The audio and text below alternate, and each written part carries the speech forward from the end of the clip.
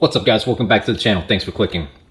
So a troll refers to a person who intentionally provokes or upsets others by posting inflammatory, irrelevant, or offensive comments or content. Dealing with people who don't understand the watch market is one thing, but dealing with people who are ignorant or intentionally come at me with malintent, well, they get a video made about them. But really, I'll take this as an opportunity to teach you, the viewer, some important things about understanding the authenticity of a watch as well as engagement etiquette. Because at the end of the day, if you're going to get a good deal or even get a deal done at all, you can't piss off the seller. So let me get started. I posted this Breitling for sale. Full disclosure, when I was posting, I think Facebook was acting up, so I only had one picture and not the full description. So maybe that's why I got the level of troll that I got. Usually I don't get too many of these types of trolls because I describe my listings pretty well. If you're interested, I have a watch trading mentorship that I dive down and show you step by step how I post my listings. But either way, if you're buying a watch and you come across a listing and it's obviously fake, move on. If you're not sure if it's real or not, proceed respectfully and maybe you'll learn something. Here's how not to approach someone. So this is how the conversation started. He asked me if I had paperwork and I said no, just the booklets and no card. He asked if I had the sales receipt. I said no, I'm not the original owner and it was not provided when I bought it. And you are representing it as new, Breitling with no paperwork, and it has changed hands already, ... fake. So I respond, I'm confused. According to you, why can't it be new and sold as new? Are you saying that watches on the gray market can't be new? It can be new. You purchased it from someone without documentation, knowing the next person will ask. Yes, true. And I purchased it at a price to warrant that. People lose papers all the time. I sell a bunch of watches with no papers. I prefer not to, but sometimes it happens. He responds, the market is flooded with excellent imitations. Red flags all over this one. I respond back to his previous comment. It can be new and purchased without documentation. I respond back by saying that does not mean a watch with no card would not sell. The watch still has value, it just doesn't have the papers. And then responding to his red flags all over this one, yeah, I get it. Buying and selling luxury goods on Facebook is not for everybody. No problem. No hard feelings. Yes, it still has value, but not at my listed price. Why don't you just disclose it that it's fake? At this point, I give him my Instagram page showing the hundreds of deals that I've done. Why don't I disclose it as fake? Because I don't sell fake watches. Guess what? There's also fake cards out there. Shocking, I know. Just because a watch has a card doesn't guarantee its authenticity, and vice versa. Just because a watch doesn't have a card doesn't mean it's fake. This I know, fake is an entire business community. I don't really take it personally. Just be careful when accusing people of dealing with fake watches. People can take it personally. Take it however you want to. Facts are facts. We already know this guy's personality type. At this point, I kind of have to be careful because he can post a rating on me. I don't think it really changes my interaction much. But at this point, I'm giving him a thumbs up and I'm willing to just let it go. So a few minutes later, he responds back, I'll make you a deal. Bring this watch to an established jeweler. If the watch is legit, I'll pay you over your asking price, $3,500 in cash. If the watch is fake, you give it to me and walk away. I immediately respond, done. Pick the jeweler of your choice.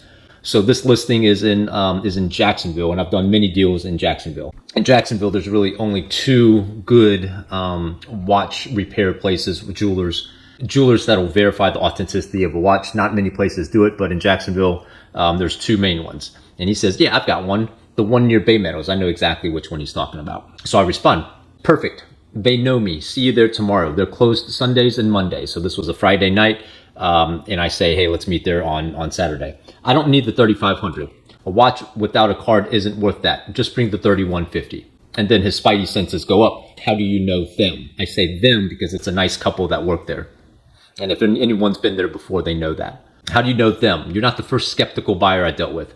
This is the nature of my business on Facebook. Most people aren't quite as aggressive as you are, but I'm okay with that. I'm always happy to meet at a jeweler, meaning I've been to this jeweler, I've verified watches there, I've done legitimate deals there. Tell me the jeweler you're referencing. How do they know it's you? It's called Fine European Watch Repair. And he knows the couple's name, and I say yes. There's a cute little dog inside, and then he goes on to prove that he's known them for longer than I have. Great, I don't care. She's from Hungary, really nice. Again, proving that he knows more than I do, right? We already know this guy's personality type. Let me know what time works for you. Oh, I'm not available tomorrow. They close at 2. My friend's in the hospital. I hope, it is what it is, right? Conveniently, he's not available tomorrow. And then I offer something else. Tell you what, if you know them better than I do, I'll leave the watch there with them. When you're able to go there during the week, just leave them the money and I'll pick it up next week when I go. Because I'm in Jacksonville once every weekend. Too much responsibility for her. Take it there, ask her to open it, verify.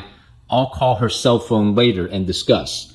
So he wants me to go there by myself, ask her to verify it, and then he'll call her later. So I've got no recourse. I just spent an hour taking it there and I've got no guarantee that this guy's gonna buy my watch.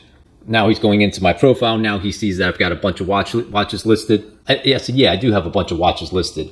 None of them are fake. So he conveniently backs out of the deal. A few minutes later, I'm already done with this conversation at this point. A few minutes later, looking at the value of your listings, are you related to the wealthy Ma Chinese family? I don't know if he's trying to be nice. Someone said it was a little bit racist. I didn't take it that way. And I said, nope, it's all my money. And again, he's trying to save face and gives me a compliment. And that's the end of that conversation. So again, what not to do in a Facebook transaction, right? Come at somebody super aggressive. Then when you realize you don't know what you're talking about, tuck your tail between your legs and walk away. Not productive. It's not good to just piss people off. We don't get deals done by pissing people off, but I don't think this guy was ever interested in a deal in the first place. So quick side note, this isn't what this video is about. It's a quick side note on fake cards. You can do your own research. The takeaway here is real watches can come without a card and fake watches can come with a card. Feel free to ask questions to the seller. We don't mind respectful questions, but not ones where you've prejudged prior to asking, and certainly where you're insinuating that I'm selling something different than what I'm representing. And then there was another guy that commented on a couple of my marketplace postings, just going on post after post and saying it's a fake, it's a fake. Again, this was a marketplace posting and not on one of the watch groups postings. A little bit more riffraff in these, but I'll tell you why I do this in just a little bit. So I go on his page, I find who this guy is. I go on his page and he's selling luxury goods too. He's even got a storefront. I wish I saved the interaction, but I already blocked him. But basically it went like this. He's like, yeah, I watched a few of your YouTube videos and I see that you're legit. Sorry about that. I don't even respond to this guy. I mean, why would you take the time to troll somebody's post without doing your homework first? What gave you the indication that I'm selling fake watches? Just because I'm selling high value goods, you automatically assume it's fake? Again, what not to do. But, I don't think these guys were ever legitimate buyers in the first place, so no big deal. So wrapping this video up, Facebook Marketplace is a crazy place to do business, especially dealing with retail customers. Dealer-to-dealer business is a little bit better. So why do I do business on Facebook? Because it's worth it. Yeah, it's 90% trash, 90% riffraff, but the 10% makes it all worthwhile. That's how I've built my business in the last couple of years. I've bought one watch in wholesale groups in the last 2 months. And I do on average 6 to 8 watches per month. Everything else has been offered to me from my past relationships. Facebook is where these relationships start. If you're simply buying and selling on eBay and Chrono24 and dealer groups, you're never gonna have these retail relationships to where you really make money. If you're interested in learning more, how I've built a significant second income in just the last couple years, I'm happy to teach you step by step on exactly how I did it. I've got a 3 and 6 month mentorship program available. I teach you things like focusing on the retail customer, as we're talking about here. Money management. We get into fakes, how to protect yourself there, personal safety. We don't have to start with Rolexes. We don't have to have a lot of money. I would say Omegas are a great option. We can get one for $4,000 or $5,000. The only thing that I ask is that you're interested in watches, because that's all I had when I started 2 years ago. If you're interested, leave me a note down below. Follow me on my Instagram page, My Watch Guy, one word. Hope you enjoyed this video. I'm gonna send it to our buddy Laser. Hope he enjoys it as well, buddy. Thanks for your interaction. Thanks for the video idea. If you liked the video, give me a thumbs up. Subscribe to the channel if you haven't already, and we'll see you on the next video. Thanks for watching.